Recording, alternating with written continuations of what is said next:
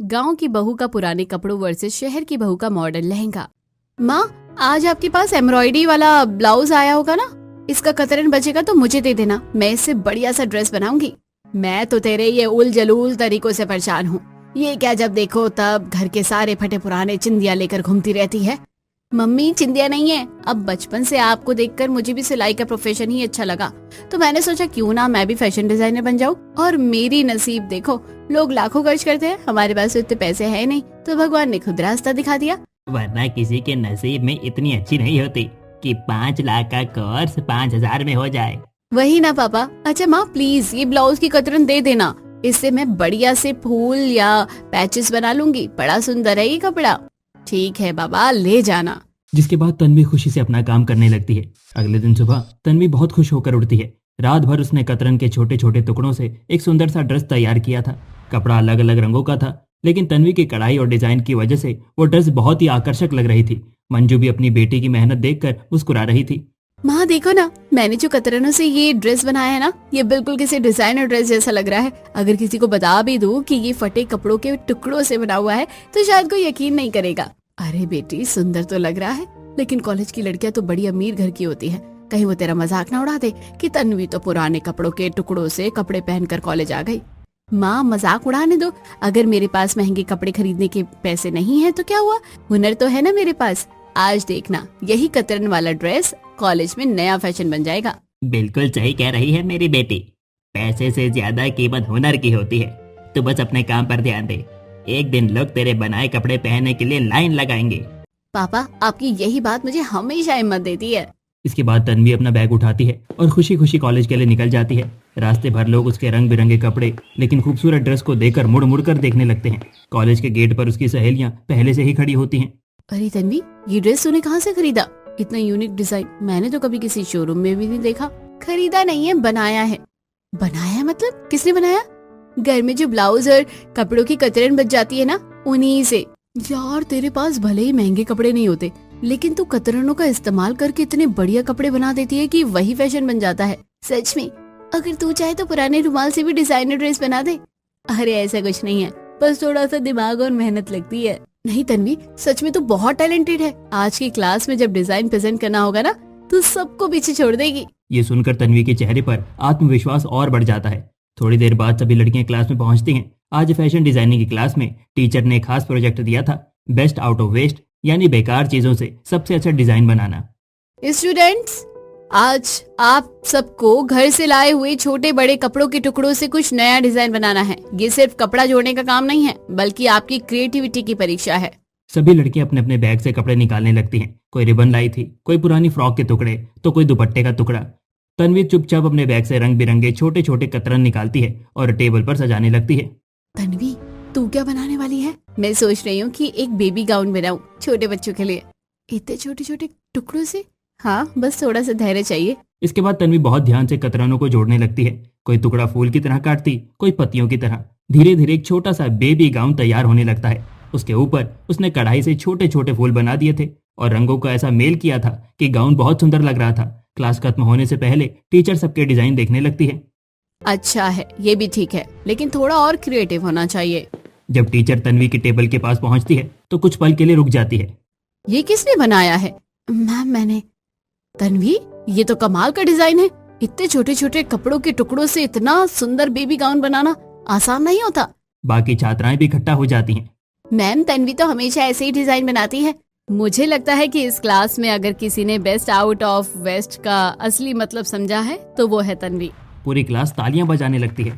Thank you ma'am, मैंने बस वही किया जो मुझे आता है। तन्वी, अगर तुम इसी तरह मेहनत करती रही तो एक दिन बहुत बड़ी फैशन डिजाइनर बन सकती हो। ये सुनकर तन्वी की आंखों में खुशी चमक उठती है। उधर उसी समय शहर के एक बड़े घर में एक अलग ही माहौल चल रहा था। राघव के घर में आज खास मेहमान आए थे।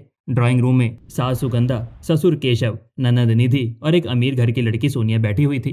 सोनिया दरअसल नीरज की गर्लफ्रेंड थी और उसकी शादी की बात चल रही थी। बेटा सोनिया, हमें तो तुम पहली नजर में बहुत पसंद आ गई हो। इतने बड़े घर की बेटी होकर भी कितनी सादगी से बात करती हो। आंटी, आप भी ना, मैं बिल्कुल नॉर्मल लड़की हूँ।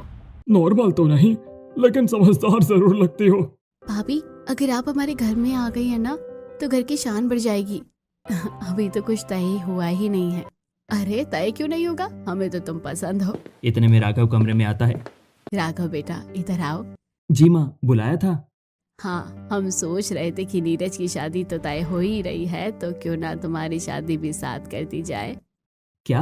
बेटा अगर तुम्हें कोई लड़की पसंद है तो बता दो, दोनों भाइयों की शादी एक साथ कर देंगे। हाँ भैया, डबल शादी होगी तो बड़ा ही मजा आएगा। माँ पापा, अभी मुझे शादी नहीं करनी। लेकिन बेटा अब तुम्हारी उम्र हो गई है। माँ मैंने कहा ना, अभी 2-3 साल मुझे शादी नहीं करनी। ये कहकर राघव गुस्से में वहां से चला जाता है। सुगंधा और केशव एक दूसरे को देखते रह जाते हैं। पता नहीं इस लड़के के मन में क्या चल रहा है। राघव घर से गुस्से में निकलकर सीधे अपनी फैक्ट्री चला जाता है। ये फैक्ट्री कपड़ों के पुराने टुकड़ों और बेकार कपड़ों को रिसाइकिल करके नए फैब्रिक बनाने की थी। राघव इस काम को बहुत गंभीरता से करता था और उसे अपने बिजनेस पर बहुत गर्व था। देखिए महेश जी, हमें अगले महीने तक नया प्रोडक्शन बढ़ाना है। आजकल फैब्रिक रिसाइकिल का काम बहुत बड़ा है। अगर हम सही तरह से काम करें तो हमारी कंपनी बहुत आगे जा सकती है। जी सर, मजदूर भी पूरी मेहनत कर रहे हैं और मशीनें भी अच्छे से चल रही हैं। अच्छा है, बस यही चाहता हूँ कि हमारी फैक्ट्री बेकार कपड़ों को भी काम का बना दे। उधर दूसरी तरफ तन्वी अपनी पढ़ाई और डिजाइनिंग में लगी रहती है। कॉलेज में उसकी मेहनत और टैलेंट की वजह से सब उसे पसंद करने लगते हैं। कुछ दिनों बाद कॉलेज में एक नई घोषणा होती है। स्टूडेंट, अगले हफ्ते हम सबको एक इंडस्ट्रियल विजिट पर ले जाया जाएगा। वहाँ आप लोग देखेंगे कैसे बड़े स्तर पर कपड़ों का प्रोडक्शन और रिसाइकलिंग होती है। वाह मैम, ये तो बहुत अच्छा होगा। हाँ, और शायद हमें कुछ नया सीखने को भी मिल जाएगा। मैम, अगर हमें फैब्रिक रिसाइकिल की प्रक्रिया देखने को मिले तो बहुत अच्छा होगा। मुझे हमेशा से ये जानने की इच्छा रही है कि बेकार कपड़ों से नया कपड़ा कैसे बनता है। बिल्कुल, जिस फैक्ट्री में हम जा रहे हैं वो इसी काम के लिए बहुत प्रसिद्ध है। कुछ दिनों बाद सभी छात्राएं बस में बैठकर इंडस्ट्रियल विजिट के लिए निकलती हैं। थोड़ी देर बाद बस एक बड़ी फैक्ट्री के सामने रुकती है। गेट पर लिखा होता है राघव फैब्रिक रिसाइकिल इंडस्ट्री। अरे ये तो बहुत बड़ी फैक्ट्री लग रही है। आज तो बहुत कुछ सीखने को मिलेगा। सभी छात्राएं अंदर जाती हैं। उसी समय राघव भी फैक्ट्री का निरीक्षण कर रहा होता है। उसकी नज़र अचानक तन्वी पर पड़ती है। तन्वी ने आज भी कतरनों से बना एक सुंदर सा कुर्ता पहना हुआ था जो बहुत सादगी भरा लेकिन बेहद आकर्षक लग रहा था। ये लड़की बाकी सबसे अलग क्यों लग रही है?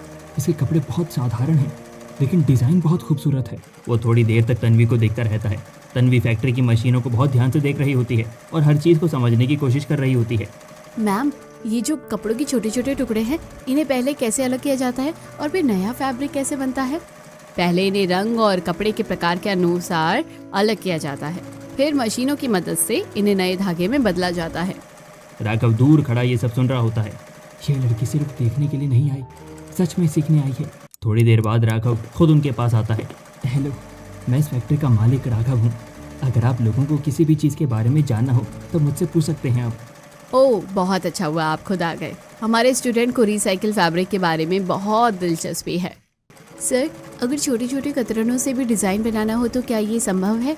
बिल्कुल संभव है। अगर किसी के पास क्रिएटिविटी हो तो कतरन भी फैशन बन सकते हैं। ये कहते हुए वो तन्वी के कपड़ों की तरफ देखता है। वैसे तुम्हारा कुर्ता भी बहुत यूनिक है। क्या ये भी कतरनों से बना है? जी सर, मैंने खुद बनाया है। सच में कमाल की लड़की है। उस दिन के बाद राघव 2-3 बार कॉलेज के पास किसी काम के बहाने तन्वी से मिलने जाता है। धीरे धीरे वो समझ जाता है कि तन्वी भले ही गरीब परिवार से है लेकिन बहुत समझदार और मेहनती है। कुछ दिनों बाद राघव घर लौटता है। बेटा, हम तुमसे फिर वही बात करने वाले थे। माँ, मुझे पता है आप क्या कहने वाली हैं। क्या मतलब? माँ, आप शादी के लिए बोल रही थी ना, मैं तैयार हूँ। सच में भैया? अच्छा, तो लड़का मान गया। लेकिन लड़की कौन है? माँ, लड़की का नाम तन्वी है। वो बहुत साधारण परिवार से है लेकिन बहुत मेहनती और समझदार है। ये सुनते ही सोनिया का चेहरा थोड़ा उतर जाता है। गरीब लड़की? सोनिया को ये बात बिल्कुल पसंद नहीं आती। थोड़ी देर बाद वो अपनी माँ को फोन करती है। माँ, आपको पता है राघव किससे शादी करने जा रहा है? कौन है लड़की? कोई गरीब सी लड़की, नाम है तन्वी। अरे ये तो बहुत अच्छी बात है। अच्छी बात? हाँ, सोच अगर तेरी देवरानी गरीब होगी तो पूरे घर में तेरी ही चलने वाली है। ये सुनकर सोनिया के चेहरे पर हल्की मुस्कान आ जाती है। ठीक है, अब देखती हूँ ये गरीब देवरानी मेरे सामने कितनी टिकती है। कुछ दिनों बाद राघव के घर वाले तन्वी को देखने उसके घर जाते हैं। तन्वी ने बहुत साधारण सा सूट पहना होता है। उसके चेहरे पर सादगी और आत्मविश्वास साफ दिखाई दे रहा होता है। आइए बैठिए, आपकी बेटी बहुत प्यारी है। थोड़ी देर बाद तन्वी चाय लेकर आती है। नमस्ते। उसकी सादगी देखकर सब प्रभावित हो जाते हैं। लड़की बहुत संस्कारी लग रही है। हाँ, बिल्कुल। कुछ देर बातचीत के बाद रिश्ता पक्का हो जाता है। दोनों घरों में खुशी का माहौल बन जाता है। अब शादी की तैयारियां शुरू हो जाती हैं। बाजार में खरीदारी, घर में रिश्तेदारों का आना जाना, हर जगह उत्साह होता है। उधर तन्वी अपनी पढ़ाई भी जारी रखती है। एक दिन वो कॉलेज पहुंचती है। स्टूडेंट, आपके फाइनल एग्जाम की तारीख आ गई है। तन्वी को जब एग्जाम डेट मिलती है तो वो थोड़ा सोच में पड़ जाती है। एक तरफ मेरी शादी की तैयारी और दूसरी तरफ मेरी पढ़ाई और एग्जाम, मुझे दोनों संभालने होंगे। समय के साथ शादी की तैयारियां तेज हो जाती हैं, लेकिन अचानक एक ऐसी बात सामने आती है जिससे तन्वी की चिंता बढ़ जाती है। जिस दिन उसकी शादी तय होती है उसी दिन उसके फाइनल एग्जाम की तारीख भी पड़ जाती है। ये सुनकर तन्वी बहुत परेशान हो जाती है। माँ, ये कैसे हो गया? मेरी शादी की तारीख और मेरा एग्जाम दोनों एक ही दिन पड़ गए हैं। अब मैं क्या करूँ? एक तरफ मेरी पढ़ाई है जिसके लिए मैंने इतने साल से मेहनत की है, और दूसरी तरफ शादी है जो घर वालों के लिए इतनी बड़ी खुशी की बात है। बेटी, हमें भी समझ नहीं आ रहा कि क्या करें। शादी की तारीख तो लड़के वालों ने पंडित से निकलवाई है और एग्जाम की तारीख कॉलेज वालों ने। दोनों में से किसी को भी बदलना आसान नहीं है। तन्वी, हमें पता है तू शादी के लिए भी पूरी तरह तैयार नहीं थी, लेकिन जब रिश्ता तय हो चुका था तो हमें दोनों चीजों को संभालना होगा। पापा, मेरी पढ़ाई मेरे लिए बहुत जरूरी है। मैं एग्जाम जरूर दूंगी, चाहे मुझे कितना भी संघर्ष करना क्यों ना पड़े। अब तन्वी का पूरा ध्यान एग्जाम और अपने डिजाइन पर चला जाता है। उधर शहर के एक बड़े मॉल में सोनिया अपने लिए शादी का महंगा डिजाइनर लहंगा खरीद रही होती है। मुझे सबसे महंगा और सबसे यूनिक डिजाइन वाला लहंगा दिखाइए। मेरी शादी में ऐसा होना चाहिए कि हर किसी की नजर बस मेरे ऊपर ही रहे। मैडम, हमारे पास एक खास डिजाइनर कलेक्शन है। इसकी कीमत करीब 2.5 लाख रुपए है। पैक कर दीजिए और साथ में मैचिंग ज्वेलरी और क्लच भी दिखाइए। सोनिया जानबूझकर बहुत सारे लहंगे और ब्रांडेड सामान खरीदती है। जब मेरी गरीब देवरानी इस घर में आएगी ना, तब उसे पता चलेगा असली रॉयल लाइफ क्या होती है।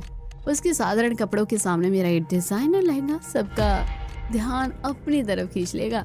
वो घर लौटकर अपनी माँ को फोन करती है।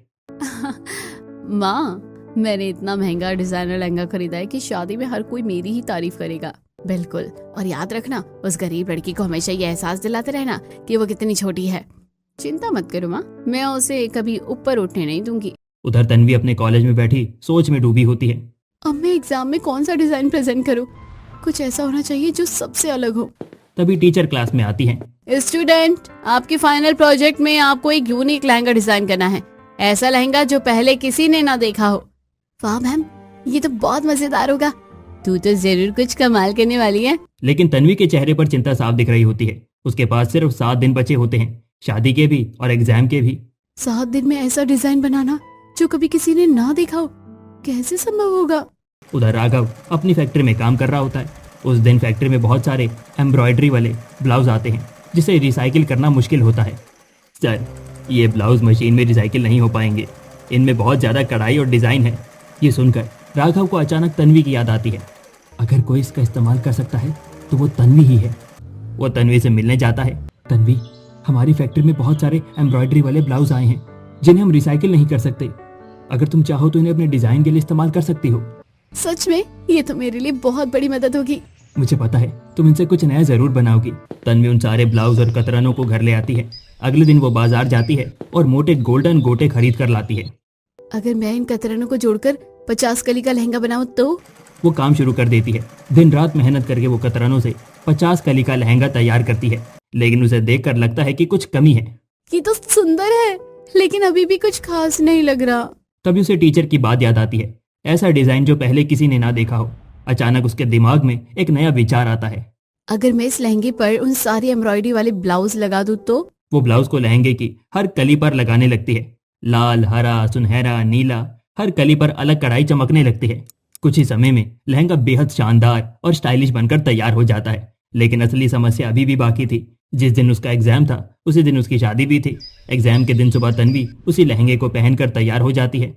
बेटी, तू ये लहंगा पहनकर कॉलेज जाएगी? माँ, यही तो मेरा डिजाइन है। तन्वी दुल्हन की तरह तैयार होकर कॉलेज पहुंचती है। उसे देखकर सब हैरान रह जाते हैं। तन्वी, ये लहंगा तो कमाल का है और तू बिल्कुल दुल्हन लग रही है। ये डिजाइन मैंने अपने पूरे करियर में ऐसा लहंगा कभी नहीं देखा। मैम, ये कतरनों और पुराने ब्लाउज से बनाया गया है। पूरी क्लास तालियों से गूंज उठती है। एग्जाम खत्म होते ही तन्वी जल्दी जल्दी घर लौटती है। घर में शादी की तैयारियां चल रही होती हैं। अरे तन्वी, जल्दी तैयार हो जा, बारात आने वाली है। तभी तन्वी को याद आता है। माँ, मेरे शादी वाला लहंगा क्या हुआ? मैंने तो कोई अलग शादी का लहंगा बनाया ही नहीं। बेटी, अब 5 मिनट में नया लहंगा कहाँ से आएगा? मंजू तन्वी को देखती है। जो तूने पहन रखा है ना, वही पहनकर शादी कर ले। आखिर तू तो एग्जाम में व्यस्त थी। तन्वी आईने में खुद को देखती है। उस लहंगे में बेहद सुंदर लग रही थी। तन्वी एग्जाम देकर सीधे घर आई थी और उसी कतरनों से बने अनोखे लहंगे में ही तैयार हो गई थी। अब बारात आ चुकी थी और मंडप सजा हुआ था। जैसे ही तन्वी मंडप की ओर बढ़ती है, सबकी नजरें उस पर टिक जाती हैं। हे भगवान, सब कुछ अच्छे से हो जाए। मैंने जो भी पहना है वो मेरे दिल और मेहनत से बना है, बस सब ठीक हो। तन्वी का लहंगा सच में बहुत अलग था। हर कली पर अलग अलग कढ़ाई वाले ब्लाउज के डिजाइन लगे हुए थे और गोल्डन गोटे से पूरा लहंगा चमक रहा था। मंडप में बैठे मेहमान एक दूसरे से बातें करने लगते हैं। अरे देखो तो जरा, दुल्हन का लहंगा कितना अलग और सुंदर है। सच में ऐसा डिजाइन मैंने पहले कभी नहीं देखा। लगता है किसी बहुत बड़े डिजाइनर ने बनाया होगा। और रंगों का मेल भी कितना शानदार है। हर कली अलग है, लेकिन फिर भी पूरा लहंगा बहुत शाही लग रहा है। ये सब सुनकर सुगंधा और केशव भी खुश हो जाते हैं। देखिए जी, हमारी छोटी बहू कितनी सुंदर लग रही है। हाँ, और उसका लहंगा भी सबसे अलग है। उधर सोनिया भी वहीं खड़ी होती है अपने महंगे डिजाइनर लहंगे में, लेकिन सबकी नजरें तन्वी पर होने से उसे बहुत बुरा लग रहा होता है। ये कैसे हो सकता है? मैंने इतना महंगा डिजाइनर लहंगा खरीदा है और लोग इस गरीब लड़की की कतरनों की लहंगे की तारीफ कर रहे हैं। भाभी, तन्वी का लहंगा कितना यूनिक है ना? हाँ, ठीक ही है। लेकिन अंदर ही अंदर सोनिया जल रही होती है। कुछ ही देर में शादी की रस्में शुरू हो जाती हैं। मंत्रों के बीच तन्वी और राघव 7 फेरे लेते हैं और शादी पूरी हो जाती है। तन्वी, तुम्हारा लहंगा सच में बहुत खूबसूरत है। मुझे पता था तुम कुछ अलग ही बनाओगी। ये सब आपके दिए हुए ब्लाउज की वजह से ही संभव हुआ है। शादी के बाद दोनों बहुएं पहली बार घर आती हैं। घर के बाहर पड़ोसने खड़ी होती हैं। अरे सुगंधा जी, आपकी छोटी बहू का लहंगा तो बहुत ही कमाल का है। सच में मेरी बेटी की शादी में भी ऐसा ही लहंगा मैं बनवाऊंगी। आजकल तो रेड और पीच कलर का वही एक जैसा डिजाइनर लहंगा सब पहनते हैं, लेकिन ये तो बिल्कुल अलग और नया डिजाइन है। सोनिया ये सब सुनकर और चिढ़ जाती है। अब दोनों बहुओं का गृह प्रवेश होता है। सुगंधा आरती करती है और दोनों बहुओं को अंदर बुलाती है। आओ बेटियों, आज से ये घर तुम्हारा है। अगले दिन मुंह दिखाई की रस्म रखी जाती है। सोनिया भारी ज्वेलरी और डिजाइनर साड़ी पहन कर आती है। वहीं तन्वी साधारण साड़ी और कतरनों से बना ब्लाउज पहन कर आती है। तन्वी, मुंह दिखाई में भी इतना साधारण कपड़ा? दीदी, मुझे जो आता है वही पहनती हूँ। तभी रिश्तेदार तन्वी के ब्लाउज को ध्यान से देखते हैं। अरे ये ब्लाउज तो बहुत ही सुंदर है। बेटी, ये तुमने कहाँ से सिलवाया? मैंने खुद बनाया है। सच में? इतनी सुंदर कढ़ाई और डिजाइन? हमारी बहू खुद डिजाइन बनाती है। धीरे धीरे घर में हर दिन तन्वी की तारीफ होने लगती है। सोनिया चाहे जितने महंगे कपड़े पहने, उसकी तारीफ उसे नहीं मिलती। आखिर लोग इस लड़की में ऐसा क्या देखते हैं?